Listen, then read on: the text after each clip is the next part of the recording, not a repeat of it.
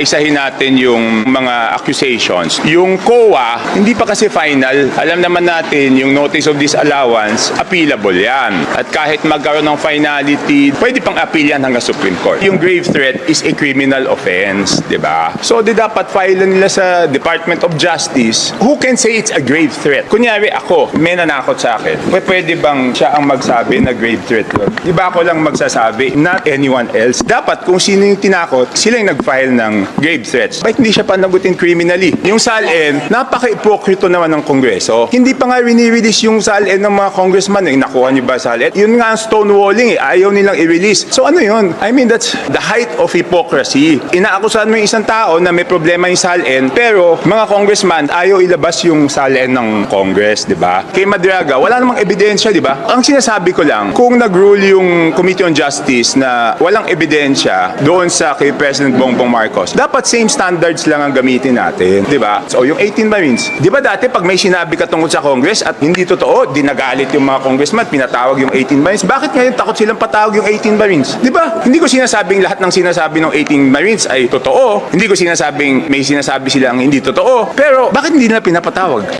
Isa-isahin natin yung